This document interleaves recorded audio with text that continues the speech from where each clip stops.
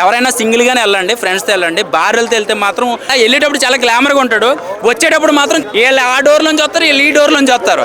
Cinema చూస్తున్నప్పుడు ప్రతి వాళ్ళు గుర్తుపెట్టుకోండి, మొగుడు పెళ్ళని చూస్తుంటే ఒకళ్ళు చూసుకుంటారు.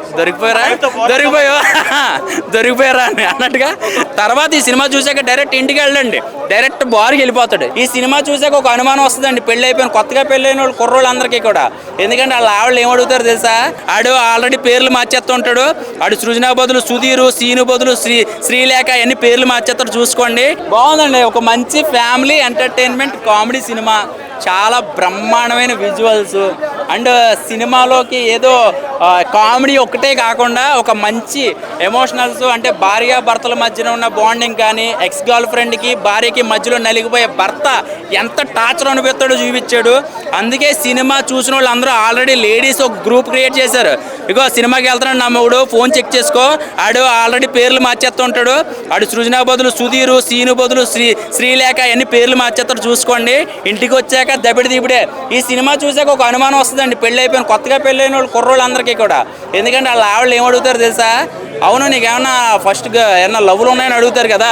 ఆడి పొరపాటున కొంచెం కిందకు చూసి చెప్తే అబద్ధం, కళ్ళల్లో కళ్ళు పెట్టి చూస్తే నిజం, దొరికిపోతారు.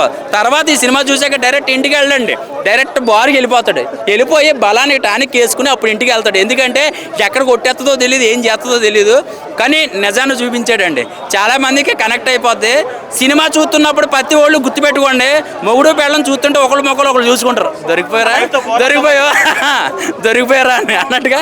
చాలా ఒకప్పుడు సౌందర్య గారు అంటే ఇంట్లో ఇళ్ళలో వంటింట్లో ప్రియాలో ఎలా ఉంటుందో అలాంటిది ఆ సినిమా నాకు మీరు గుర్తొచ్చింది. కానీ ఈ సినిమా చూసిన కొత్త కైండ్ ఆఫ్, అంటే ఇప్పుడు జనరేషను చాలా మంది ex girl friend Gandhi park ఆ పార్కులు అన్నీ తిరిగేసి అప్పుడు సాంప్రదాయని సుప్పునని పెళ్లి చేసుకుంటున్నారు. ఏదో కొత్తగా ఏదో రాముడు సీత ఎంత అన్యోన్యంగా ఉంటారు అలాగా. కానీ ఇక్కడ జరిగేది ఏంటంటే నిజాన్ని చూపించేశాడండి. మళ్ళీ రాముడు సీత అంటే మళ్ళీ వేరే అనుకుంటారేమో మీరు. జస్ట్ ఎగ్జాంపుల్, వాళ్ళ గొప్పోళ్ళు వాళ్ళంతటా మనం కాదనుకోండి. ఇది మ్యాక్సిమం చెప్పాలంటే మనం ఏదో రోడ్డు మీద వెళ్తున్నప్పుడు, వన్ వేలో వెళ్తున్నప్పుడు అక్కడ బోర్డు పెడతారు, చాలా డేంజర్గా ఉంటుందని. అలాగే ఈ సినిమాకి వెళ్ళేటప్పుడు ఒక బోర్డు పెట్టాలి. ఎవరైనా సింగిల్గానే వెళ్ళండి, ఫ్రెండ్స్తో వెళ్ళండి. భార్యలతో వెళ్తే మాత్రం వెళ్ళేటప్పుడు చాలా గ్లామర్గా ఉంటాడు, వచ్చేటప్పుడు మాత్రం చాలా వీళ్ళు ఆ డోర్ నుంచి వస్తారు, వీళ్ళు ఈ డోర్ నుంచి వస్తారు. ఎందుకంటే గొడవలు, నాకు తెలిసి గొడవలు అయిపోతాయి.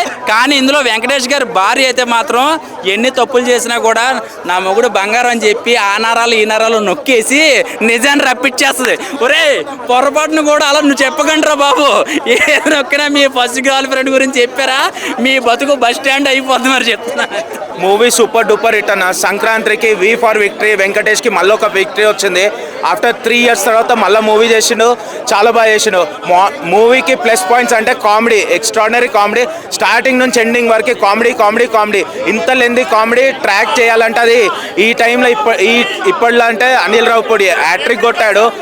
మూవీలో ప్లస్ పాయింట్స్ ఎవ్రీథింగ్ అనమాట. Comedy first, second direction, acting, ఇంకా హీరోయిన్స్ గిట్ట చాలా ప్లస్ అయ్యారు అనమాట. ఒకరిని మించి ఒకరు యాక్టింగ్, ఒకరిని మించి ఒకరు అందాలు ఉన్నాయి.